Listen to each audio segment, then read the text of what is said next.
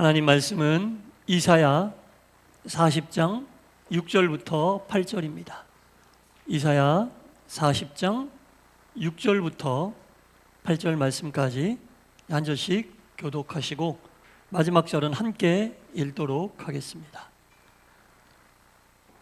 말하는 자의 소리여 이르되 외치라. 대답하되 내가 무엇이라 외치리이까 하니 이르되 모든 육체는 풀이요 그의 모든 아름다움은 들의 꽃과 같으니.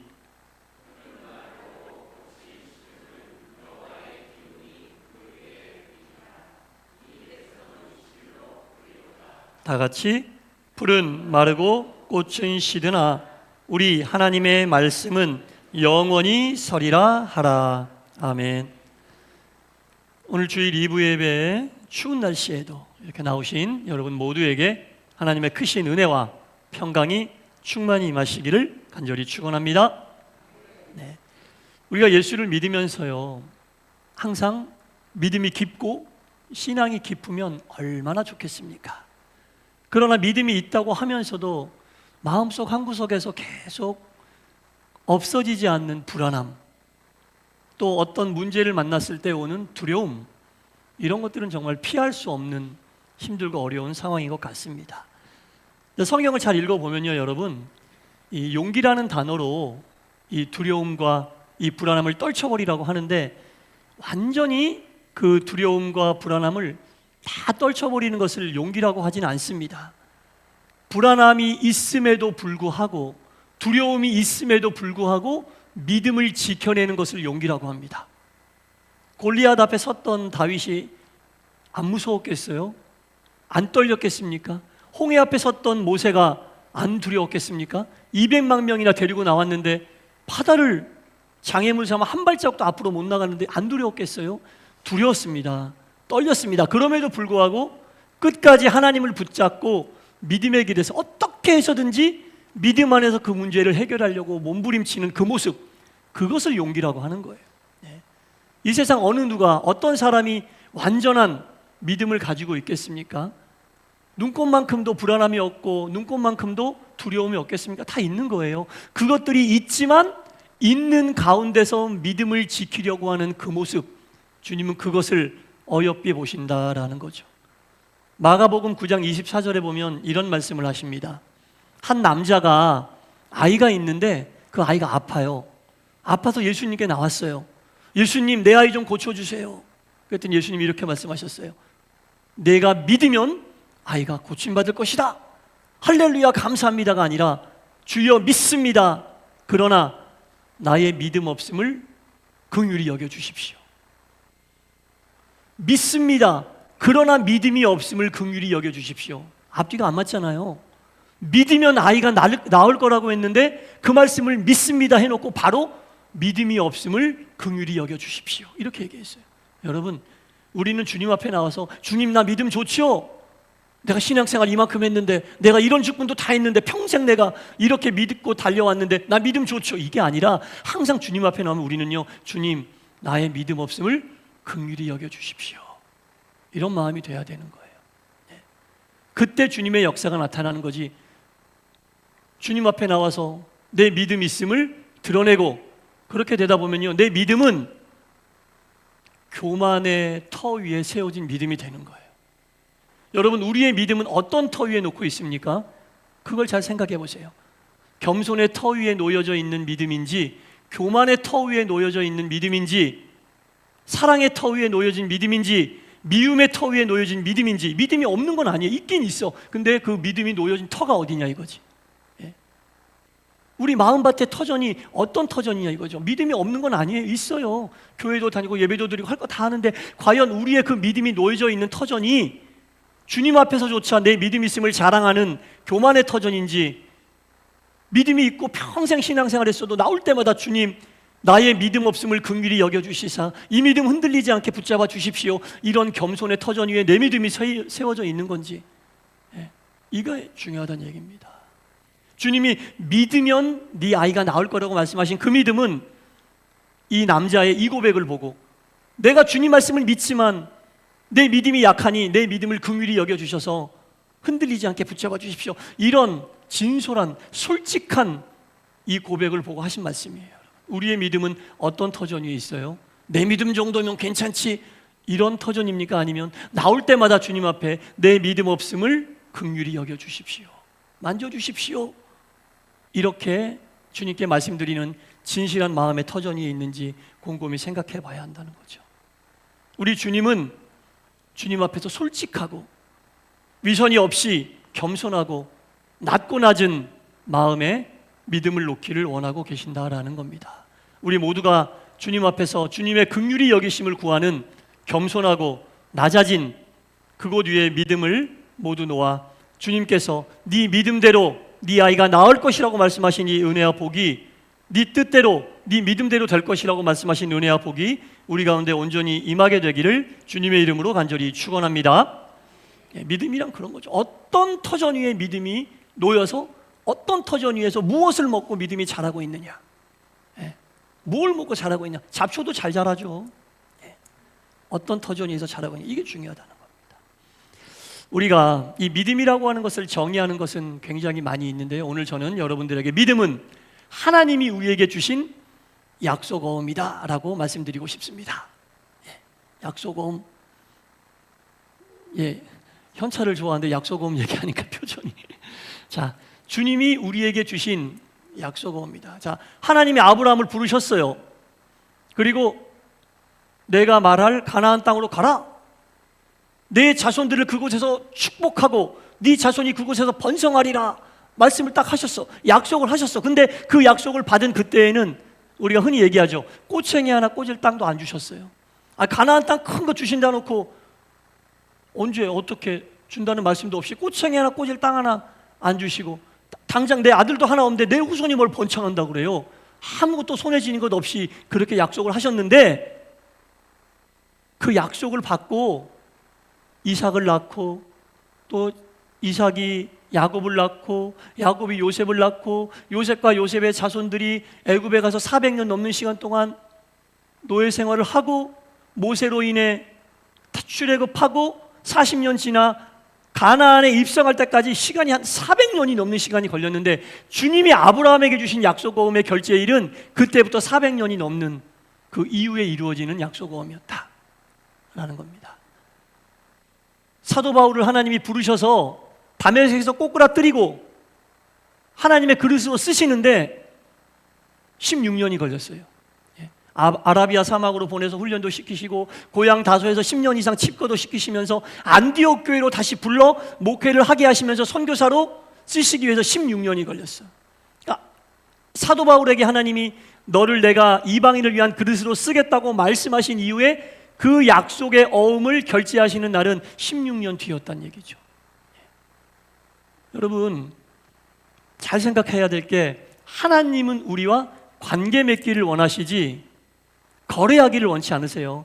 우리는 하나님에게 항상 주님이 주시는 약속어음을 거부하고 현찰을 요구하거든요.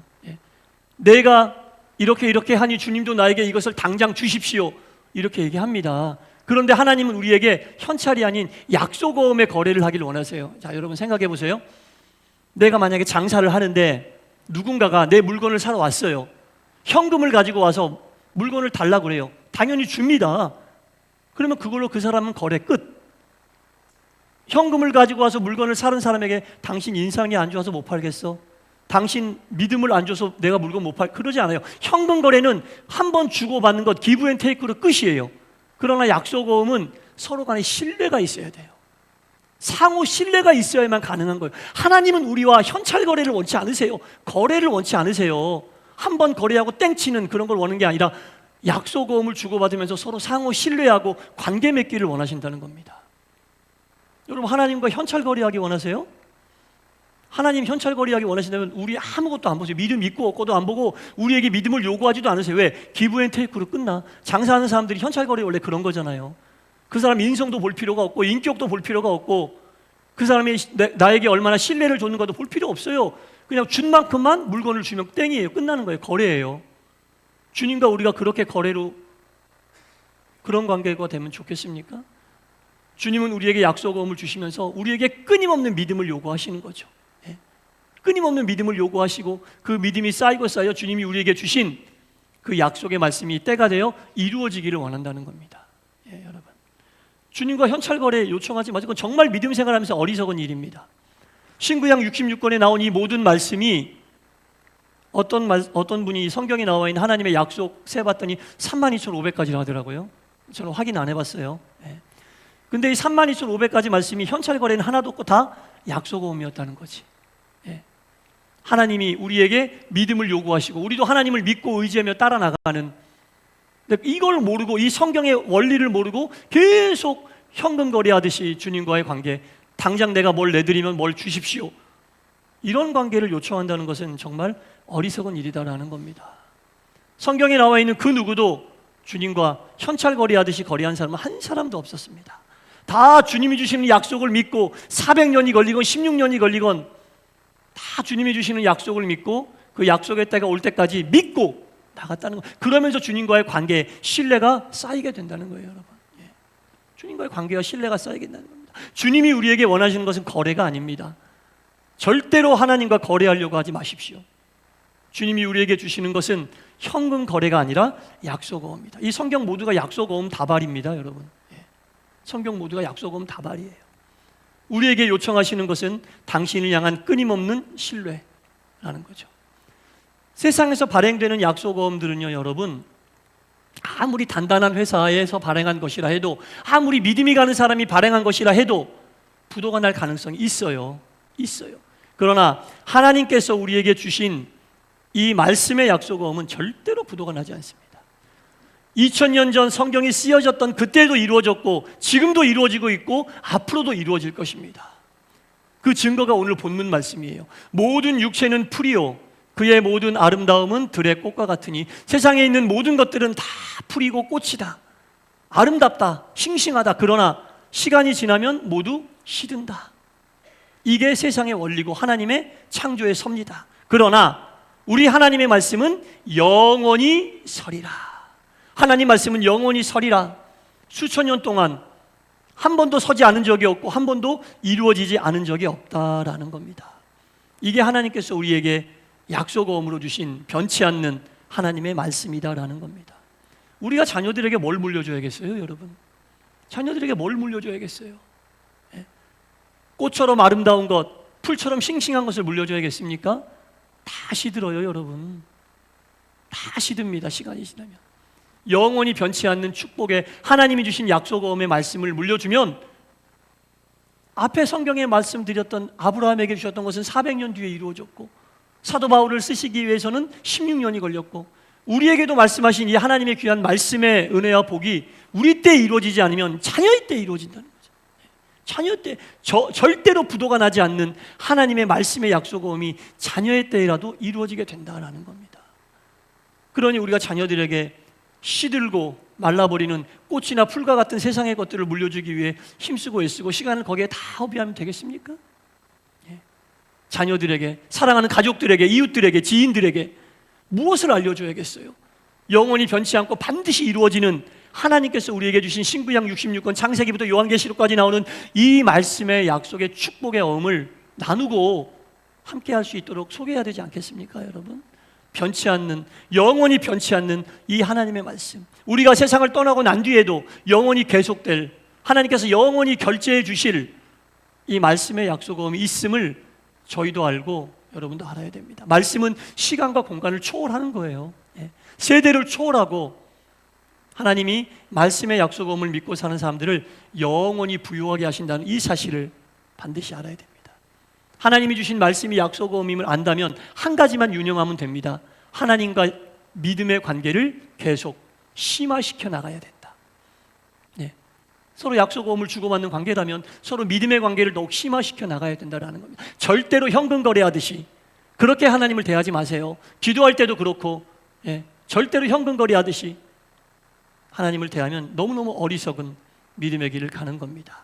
사랑하는 성도 여러분, 하나님 말씀은 영원히 변치 않습니다. 옛날에도 그랬고 지금도 그렇고 앞으로도 그럴 겁니다. 그리고 하나님께서 말씀하신 약속은 하나도 이루어지지 않은 것이 없습니다. 지금도 이루어져 가고 있습니다. 다만 우리가 이것은 약속 어음임을 알고 하나님의 결제해 줄 그때를 기다리면서 우리가 할 일은 하나님과의 믿음의 관계를 심화시켜 나가기만 하면 된다라는 겁니다. 반드시 하나님이 결제해 주십니다. 반드시 하나님이 이루어 주십니다. 이것을 믿고 영원히 변치 않는 말씀으로 우리의 삶을 채우고 또 우리의 자녀들을 축복하고 우리 주변 사람들에게 권면하여 하나님이 주신 은혜와 복을 모두 함께 누릴 수 있게 되기를 주님의 이름으로 간절히 축원합니다. 기도하겠습니다. 주님, 하나님 말씀은 영원히 변치 않습니다. 세상 모든 것 다 변하고 시들고 말라도 하나님 말씀만은 항상 늘 푸른 나무처럼 싱싱하게 우리의 삶 속에서 살아 움직이는 능력의 말씀입니다. 아브라함 때도 그랬고 사도 바울에게도 그랬고 성경에 나오는 모든 하나님의 종들에게 하나님은 현찰거리 하듯이 그들을 쓰지 않으셨고 그들을 복주지 않으셨습니다.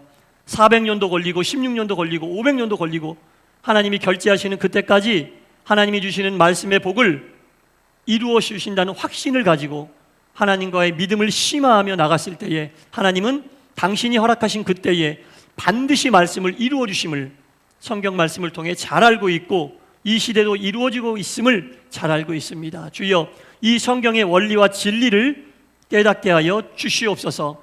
절대로 하나님과 현찰거래하듯이 주고받는 거래로 끝을 내는 어리석은 믿음의 길을 가지 않게 하여 주시옵소서. 상호 믿음과 신뢰와 하나님께 영광을 돌리면서 주께로도 가까이 나가는 동산교회와 이 자리에 있는 모든 하나님의 백성들 되게 하여 주옵소서. 예수님 이름으로 기도드리옵나이다. 아멘.